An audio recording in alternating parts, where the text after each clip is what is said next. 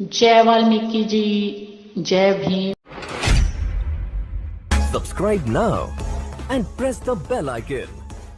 वाल्मीकि के हाथों में कलम है तो जी। उनके फॉलोअर्स के हाथ में झाड़ू कैसे पहुंचा, इसका भी आप बीच में थोड़ा सा चर्चा करें कि जी, इनके जी। गुरु के हाथ में जब कलम है, बाबा साहब अम्बेडकर के हाथ में पुस्तक है, कलम है, तो ये जो कौम है, इस कौम में झाड़ू कैसे पहुंचा, इसका भी आप हाँ। बीच में जवाब दें तो बहुत अच्छा रहेगा। जी जी जी। तो माफी चाहूंगा।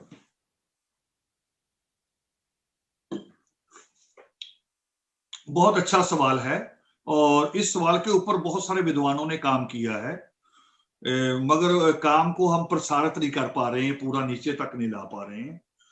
एक इतिहास की बात ये समझ लीजिए कि इतिहास में हमेशा सारा कुछ स्थायी नहीं रहता, बहुत चीजें बदलती हैं। जो मुगल काल में जो लोग उस वक्त सत्ता में थे और उन्हीं में से उसी परिवार की एक बहू उसी लाल किले के बाहर फट्टा लगा के चाय बेचती, तो ये चीजें धीरे धीरे कभी कभी बदलती बदलती रहती तो रहती। मगर मैं इसमें आपके सवाल का जवाब जैसा आपकी मंशा है उसी हिसाब से कहूंगा। इसके ऊपर बहुत सारे लोगों ने काम किया है। एक मैगजीन छपता रहा है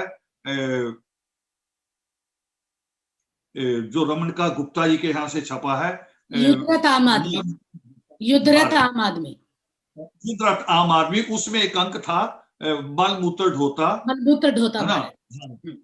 हाँ, उसमें बहुत सारे विद्वानों का जिक्र आर्टिकल्स है और एक हमारे एक राइटर हैं संजीव खुद शाह, उनका भी एक किताब है सफाई कामगार के ऊपर, तो उन्होंने भी इसका जिक्र किया और हमारी अपना अध्ययन भी है कि ये जो जब आर्या अनार्या लड़ाई हुई है और वो एक बार में नहीं हुई है, वो लगातार बहुत लंबा संघर्ष चला है। आर्यों के भारत में आने के बाद आए थे लेबर बन के, भिखारी बन के, मगर धीरे धीरे जैसे होता है कि लोग जहां उनकी गिनती बढ़नी शुरू होती है तो फिर सत्ता में भी हिस्सेदारी वो चाहनी शुरू कर देते हैं। आज भी बहुत सारे ऐसे देश हैं, लंका की मिसाल भी है, कनाडा की मिसाल भी है, और भी मिसाल हैं कि जो लोग बाहर से जाते हैं वो सत्ता में हिस्सेदारी चाहते हैं।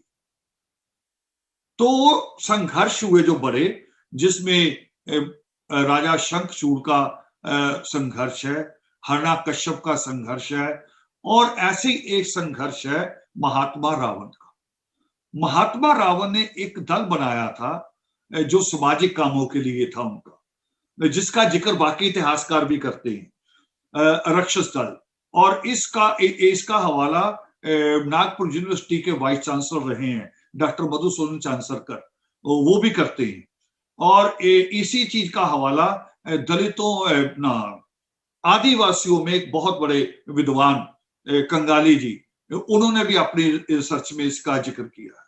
तो महात्मा रावण उन्होंने एक दल बनाया जिसका नाम था राक्षस दल, और राक्षस दल का काम था भी सामाजिक कुरीतियों को खत्म करना। जैसे मैं अभी कह रहा था, अनपढ़ता, अंधविश्वास और नशाखोरी के खिलाफ हम काम कर रहे हैं। मगर महात्मा रावण का काम थोड़ा बड़ा था। उनका काम थोड़ा बड़ा था तो वो यज्ञ को भी रोकते थे, और यज्ञ रोकने की बात सृष्टिकर्ता वाल्मीकि दयावान भी कहते हैं। सृष्टिकर्ता वाल्मीकि दयावान पावन योग शिष्ट में लिखते हैं कि जो लोग घर बार छोड़ देते हैं, एक लाइन, जो लोग अपना भेष बदल लेते हैं, दूसरी लाइन, जो लोग अपने ऊपर राख मल लेते हैं, तीसरी लाइन, जो लोग बड़े बड़े तप लगा के बैठ जाते हैं, ऐसी उन्होंने पूरी एक एक लाइन में डिफाइन किया इस पूरे पखंड को। उन्होंने फिर लास्ट में लिखा कि ये सारे पखंड हैं। पावन योग शिष्ट में वो कहते हैं कि ये सारे पखंड हैं। क्यों? क्योंकि जितनों ने घर को छोड़ा वापस उनको घरों में ही आना पड़ा। महात्मा बुद्ध घर छोड़ के गए, आए वापस फिर वहीं। जिसने भी घर छोड़ते हैं आते वहीं हैं। तो सृष्टिकर्ता वाल्मीकि दयावान कहते हैं कि आपको अगर कुछ भी प्राप्त करना है, इसमें एक लाइन लिखते, बहुत बढ़िया लाइन है जो किसी धर्म ग्रंथ में नहीं आती। वो कहते कि ऐसा सोचकर दुखी ना हो कि भाग्या का लिखा, जिसको पंडित कहता कि भाग्या पक्का है आपका, उसको सृष्टिकर्ता वाल्मीकि दयावान कहते हैं कि ऐसा सोचकर दुखी ना हो कि भाग्या का लिखा मिटाया नहीं जा सकता। अधिकार दे रहे हैं आदमी को। और उसकी अगली बात क्या कहते हैं, वो कह रहे कोई मंत्र नहीं है इसके लिए, एक 4 शब्द बोलते हैं मिटाने के लिए। वो कहते हैं पुरुषार्थ ही दैव है, यानी मेहनत ही भक्ति है। आप मेहनत करो तो जो चाहो वो कर सकते हो। और इसी में महात्मा रावण विश्वास रखते थे। महात्मा रावण कहते थे कि अगर आपको मन की शांति भी चाहिए, अगर आपको ध्यान भी लगाना है, तो एक कोना भी बहुत है, उसके लिए पखंड करने की क्या जरूरत है। बड़ा सा हवन कुंड बना के उसमें लकड़ी डालना, देसी घी डालना, ड्राई फ्रूट डालना, और धीरे धीरे लालसा इतनी बड़ी कि पहले छोटे छोटे जीवों की हत्या, फिर इंसान को पकड़ के भी जिसका जिक्र चंद्रिका प्रसाद जिज्ञासु भी करते हैं। नाग यज्ञ को पढ़ेंगे तो उसमें आता है जिक्र।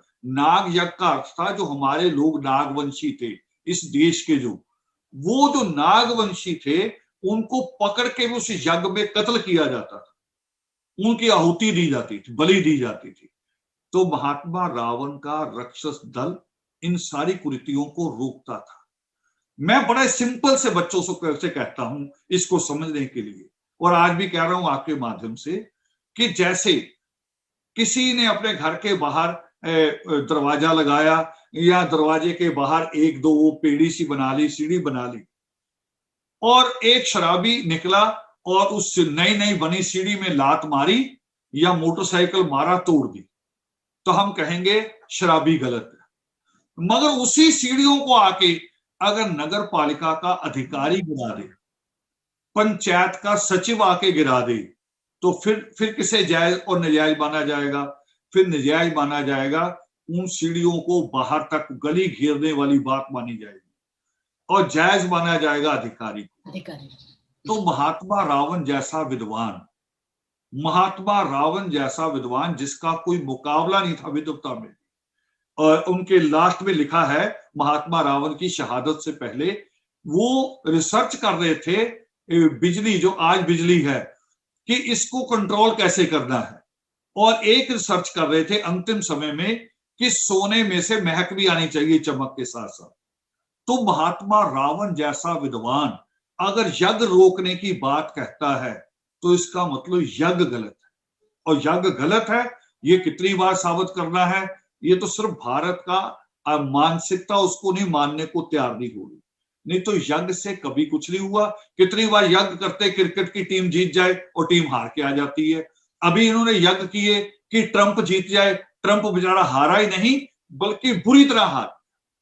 तो वो जो राक्षस दल के लोग थे, महात्मा रावण ने तो उनका नाम रखा था राक्षस दल, मगर उनका नाम पड़ गया दूसरा, क्योंकि वो यज्ञ भंग करते थे तो वहां से उनको एक नया नाम मिला। जब वो आते थे तो लोग दूर से उनको कहने लगे भंगी आ गए, ये शब्द वहां से आता है। और मैं अकेले नहीं, इसको सारे इतिहासकार कहते हैं, इसके हवाले वाल्मीकि रामायण में मिलते हैं। भंगी आ गए, भंगी आ गए, भंगी आ गए शब्द ये होता था। जैसे आज किसान बैठा है मगर उसको कहा क्या जा रहा है? अलगाववादी, उग्रवादी, पगड़ियों को देख के। क्यों? क्योंकि वो सरकार से सहमत नहीं है। तो ये हमेशा रहा है, हम सहमत नहीं थे तो हमें भी बहुत उलझुल नाम दिए गए। उनमें से फिर जो लोग पकड़े गए, जो आर्यों के द्वारा पकड़े गए, उनसे फिर मैला उठवाया गया ये कह के कि तुम हमारा सबसे पवित्र काम भंग करने आए थे, हमारा यज्ञ भंग करने आए थे, हम तुमसे सबसे बुरा काम कराएंगे, हम तुमसे मैला उठवाएंगे। और इसको आज के इतिहासकार, खास तौर से संघ परिवार से जुड़े हुए लोग इसको मुसलमानों के ऊपर थोपने की कोशिश करते हैं, जबकि इनको ये नहीं पता कि भारत जो है उसमें 85% इस्लाम जो है वो है जो कन्वर्ट हुआ है, जो भारत के लोग ही मुसलमान बने हैं। और उसमें मैं जो एक बात चुन के कहता हूं लोगों को कि हिंदू हमारी परछाई से डरता था, हिंदू हमारी परछाई से भी कहता था कि गंगा स्नान करना पड़ेगा।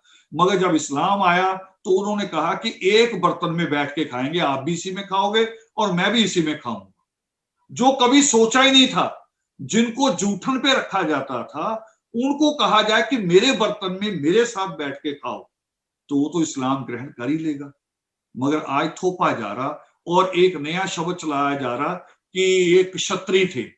अगर क्षत्रिय थे तो मैं ताजा मिसाल देना चाहता हूं हाथरस की, हमारी बेटी मनीषा का बेरहमी के साथ कत्ल हुआ, तो फिर वहां का जो ठाकुर समुदाय क्षत्रिय हुआ ना, शब्द अलग है, तो वो तो हमारे साथ खड़ा होना चाहिए था। वो हमारे खिलाफ क्यों खड़ा है? हर जगह खड़ा है, आरक्षण के खिलाफ भी खड़ा है, जहां हमारा आदमी किसी बड़ी सीट पे जाता है वहां भी खड़ा है। आपकी यूनिवर्सिटी में हुआ शायद पिछले साल, आपकी यूनिवर्सिटी के हिंदी विभाग में जब एचओडी का नाम आया, शायद मुझे, अगर मैं ठीक हूं, गलत शब्द ना बोल दूं, शिवराज सिंह जी का नाम था शायद, जब उनका नाम आया कि वो एचओडी बनेंगे, तो वहां के स्टाफ ने बगावत कर दी। यानी कई ऐसे अरंगे अड़ाए गए कि शिवराज जी उसके एचओडी ना बन सके। तो ये एक भ्रांति है। और एक भ्रांति के साथ में क्लियर कर दूं कि दो शब्द हैं अलग अलग हमारे लिए, एक शूद्र है, एक अछूत है, दो शब्द। हम शूद्रों में नहीं आते। जो वाल्मीकि समुदाय है पूरा, उसकी जो 76 कास्टें हैं, ये शूद्रों में नहीं आ रही। बाबा साहब अंबेडकर की किताब को ध्यान से पढ़ो, उनकी जो किताब है अछूत कौन और कैसे, वो भी पढ़ो। बाबा साहब अंबेडकर की किताब जात पात का बीजनाश भी पढ़ो, और लोगों को भी पढ़ो जो और ऑथर हैं, उनको भी पढ़ने की जरूरत है हमें। उनको पढ़ेंगे तो हम पाएंगे कि हम अनटचेबल में आते जी, अछूत में आ रहे हैं, जी, अछूतों में जी, तो हमें क्षत्रियों में आज वोट की गिनती बढ़ाने के लिए ये दुष्प्रचार, पहले दुष्प्रचार अमित चंद शर्मा के नाम से हुआ और अब दुष्प्रचार हो रहा है क्षत्रिय शब्द के साथ। अमित चंद शर्मा की बात मुझे याद आके दो बातें बीच में कह दूं, छोटी सी बात है। एक तो 650 साल पहले आज से रविदास जी हुए, और रविदास जी का एक श्लोक है, रविदास जी का श्लोक जो बकायदा प्रमाणिक है। एक तो होता ना श्लोक प्रमाणिक नहीं है, रविदास जी का ये श्लोक बकायदा प्रमाणिक है। उनका ये श्लोक गुरु ग्रंथ साहब के पेज नंबर 1124 में रखा हुआ है, पेज नंबर 1124 में, जिसमें वो उन्होंने वाल्मीकि शब्द और जाति से जोड़ के रविदास जी कह रहे हैं। दूसरा जो कबीर साहब का है, वो भी 650 साल पहले का, जब कबीर साहब के ऊपर सवाल किया गया कि तुम जुलाहे हो और तुम कैसे धर्म की बात कर सकते हो, संत हो सकते हो, तब जो कबीर साहब ने जवाब दिया कि जाति से नहीं, आदमी अपने कर्म से होता है, तो उसमें भी वाल्मीकि वो नाम आ रहा सुपाच्य सुदर्शन के नाम से, उपनाम है, जैसे आदि कवि नाम है और ऐसे उपनाम है सुपाच्य सुदर्शन भी। तो वहां से एक लिंक जुड़ा हुआ चला आ रहा है। तो वहां जो लोग पकड़े गए वहां से भूमि शब्द बने और उनसे मैला उठवाया गया, मगर उनमें से जो लोग नहीं बने, बहुत बड़ी संख्या में आदिवासियों में, आपका एक सवाल था मूल निवासी, आदिवासियों में जिनसे जी ग्रीसियों ने रामायण इकट्ठी की, जी ग्रीसियों ने किसी पंडित से रामायण नहीं ली भारत में आके, वो बनारस से नहीं ली, उन्होंने इलाहाबाद से नहीं ली, गोरखपुर से नहीं ली, कहीं से नहीं ली।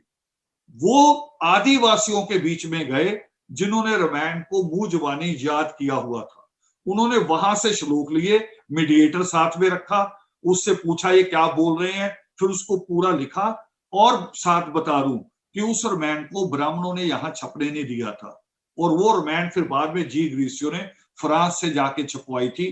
जो प्रिंटिंग में पहली रामायण है, प्रिंटिंग में आज वाले कागजों में, वो जी ग्रीसियों की कलेक्ट की हुई है। तो ऐसे हमारा नाम भंगी पड़ा, मगर उसका एक बड़ा हिस्सा हमारा जंगलों में चला गया, जो वाल्मीकि भील कहलाते हैं, शबरी भील भी कहलाते हैं, मांग और मतंग भील भी कहलाते हैं। मांग और मतंग एसटी भी है, एससी भी है। वाल्मीकि शब्द एससी में भी मिलेगा, एसटी में भी मिलेगा, ओबीसी में भी मिलेगा, साउथ में जाके कर्नाटका में। इसलिए हम कहते हैं कि वाल्मीकि नाम और दलित जातीय भी हैं बीच में, मगर जवाब इसलिए जरूरी था, उसलिए मूल निवासी इसलिए लिखा था हमने कि जब वाल्मीकि शब्द पे बार बार सवाल किया जा रहा था, हमारे बिल्कुल कच्चे दिमाग के बच्चों को गुमराह किया जा रहा था, उस वक्त हमें ये छापना पड़ा कि वाल्मीकि मूल निवासी, और बकायदा प्रमाणों के साथ। मैंने उसमें बहुत सारे प्रमाण दिए हैं, हालांकि इसके ऊपर पूरी किताब अलग से आनी चाहिए।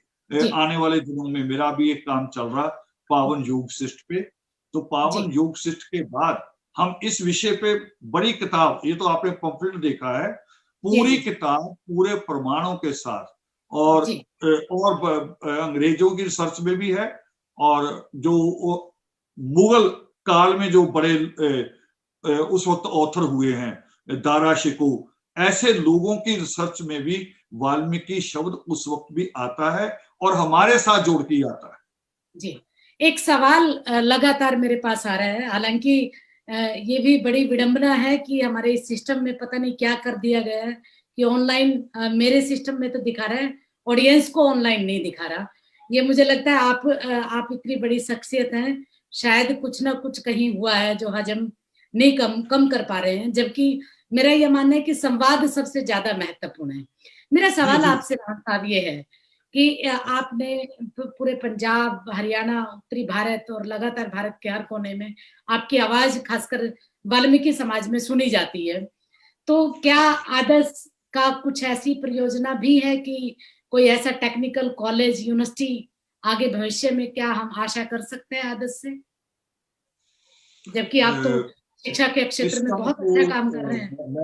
हाँ जी जी, मैं कहता हूं सेमिनार में कि हमें योजनाएं बना के रखनी चाहिए सारी, और खुली आंख से सपना देखना चाहिए। खुली आंख से देखे सपने ही पूरे होते हैं। तो मैंने एक मिसाल अपने लोगों को बार बार कही है, अलीगढ़ यूनिवर्सिटी की। अलीगढ़ यूनिवर्सिटी जब बनाई गई थी तो उस वक्त भी मुसलमानों के सामने एक समस्या थी, हालांकि अंग्रेज सरकार थी, मगर अंग्रेज सरकार होते हुए भी उनको लग रहा था कि हमारे बच्चों को स्कूल कॉलेजेस में बकायदा रिप्रेजेंटेशन नहीं मिल पाएगी, या जो हम अपने इतिहास की बातें करनी चाहते हैं वो नहीं कर पाएंगे। तो उस वक्त उन्होंने अलीगढ़ यूनिवर्सिटी बनाई, मगर जिस तरह से बनाई, मैं उस बात पे जोर देता हूं, उस वक्त देखिए मोबाइल नहीं थे, और टेलीफोन भी सब लोगों के कोई शायद नहीं थे मेरे ख्याल से, क्योंकि जब मैंने अपने जीवन में देखा तब भी पूरे मोहल्ले में एक टेलीफोन भी ढूंढना मुश्किल होता था, पूरे गांव में भी। और उस वक्त उन्होंने पूरे देश में पहले पढ़े लिखे मुसलमानों को ढूंढा, खोजा, फिर दूसरे लोग भी शायद शामिल हुए हों, और फिर खोजना, फिर उनको इकट्ठे करना, एक जगह बिठाना, फिर एक विचार पे लाना। विचार बड़ा, यानी मैं अपनी कौम के हिसाब से कहूं तो विचार खतरनाक, क्योंकि मेरी कौम में अभी तक ये है, ये कहते हैं कि मंदिर जाएं तो प्रसाद मिल जाए, मंदिर जाएं तो प्रसाद मिल जाए, मगर मुझे कुछ खुद ना चढ़ाना पड़े। आज भी मंदिर बनाने के लिए सरकारों पे निर्भर करते हैं कि सरकार आए, ग्रांट दे जाए 2-4 लाख, तो हम मंदिर का हॉल बना लें, कोई चबूतरा बना लें। मैंने तो ऐसे लोग भी देखे हैं कि फंक्शन कर रहे हैं, सरकार को कह रहे हैं हमारा फंक्शन करवा दो, टेंट भी लगवा दो, और जब सारा कुछ हो गया तो लास्ट में ये भी कह रहे हैं कि जी वो मूर्ति रखी है उसके ऊपर हार फूल डालने थे, वो तो आए नहीं सरकार की तरफ से। तो मैंने अधिकारी को ये कहते हुए भी सुना, डीएम को, डीसी को, वो कह रहे भी फूल भी भेज देंगे, मगर बताओ कहो तो आस्था भी भेज दें। इसलिए कह रहा हूं थोड़ा खतरनाक है। उस वक्त ये लोगों के सामने सवाल रखा गया कि आपको अपनी अपनी नौकरी छोड़नी होगी, और जो पैसा आपको मिले वो अलीगढ़ की यूनिवर्सिटी बनाने के लिए देना होगा। बहुत खतरनाक था मेरी कौम के हिसाब से, मगर इस्लाम के उन लोगों के हिसाब से वो खतरनाक नहीं था। उन्होंने किया, कामयाब हो गए। एक बड़ी मिसाल अभी दिल्ली में चल रही है, दिल्ली में उन्होंने एक अलग मुस्लिम इंस्टीट्यूट है आईएएस की कोचिंग के लिए, और वो कैसे चलता है मुझे बताया। मेरे बहुत सारे साथी हैं, हमारे वेबिनार में बोलने के लिए आए थे। अनीस साहब आईएएस है यूपी कैडर के, और एक यूनिवर्सिटी के वीसी भी रहे। तो अनीस अंसारी जी ने बताया था कि वो जकात कहते दान का पैसा, जकात के पैसे को इकट्ठा करके फिर वो इंस्टीट्यूट बनाया गया दिल्ली में, और जहां से मुस्लिम बच्चों को आईएएस की कोचिंग दी जाती है।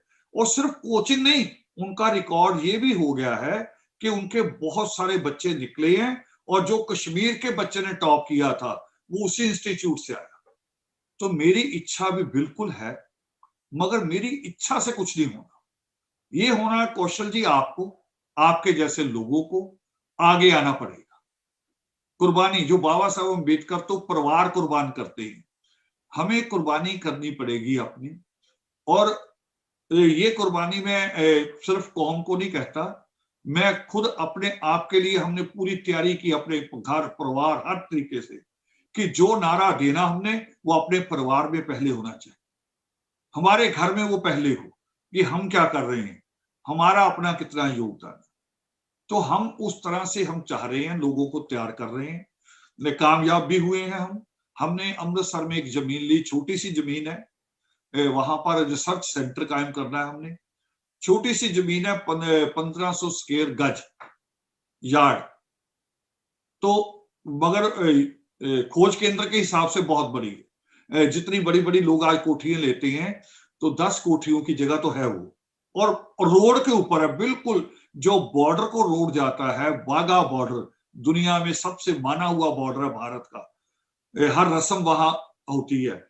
उस बॉर्डर के ऊपर बिना किसी मोड़ पे उसके ऊपर हमने जमीन ली, और बिना 1 रुपया भी किसी बाहर के आदमी से लिए, केवल आदर्श परिवार के लोगों ने आपस में। दिल्ली में हमने ऑफिस की जगह ली है नेशनल हाईवे 24 के ऊपर, वो भी टोटल का टोटल, अभी कल उसका लास्ट मेल आया मुझे रजिस्ट्री करवाने के लिए, बाकी सारा पैसा पे कर दिया हमने, वो भी आदर्श के अपने मेंबरों के कलेक्शन से। अभी जो हमारा योग शिष्ट के ऊपर काम चल रहा है, जिसको हम 3 लैंग्वेज में छापेंगे, हिंदी में, पंजाबी में और उर्दू में। उर्दू में इसलिए कि आप गए हैं, आपको याद होगा पाकिस्तान आप गए हैं, लगभग जितनी जनसंख्या हमारी भारत में है उसके मुकाबले पाकिस्तान में भी, तो उर्दू में भी हम छापेंगे। 75 लाख रुपए का, 75 लाख का उसका बजट है, तो उसको भी हम अपने मेंबरों से पूरा कर रहे हैं। मगर ये जो आपने बात कही ये थोड़ी बड़ी है, और उस बड़ी काम में आप सारे बड़े लोगों को भी जुड़ना होगा, और हमारी इस आस्था को साथ में रख के, जो आपने खुद ही नारा मुझे आज जो दिया कि वाल्मीकि में आस्था, अंबेडकर का रास्ता, बिना वाल्मीकि और अंबेडकर को अलग अलग किए हुए हमें आगे बढ़ना होगा। नहीं तो शोषण हुआ है हमारा, शोषण हुआ हमारा इतना कि 403 सीट उत्तर प्रदेश विधानसभा की होती हैं, 403, 403 सीट में से जब से मायावती के हाथ में कमांड है, एक टिकट भी वाल्मीकि कम्युनिटी को नहीं दिया जाता, एक सिंगल टिकट भी।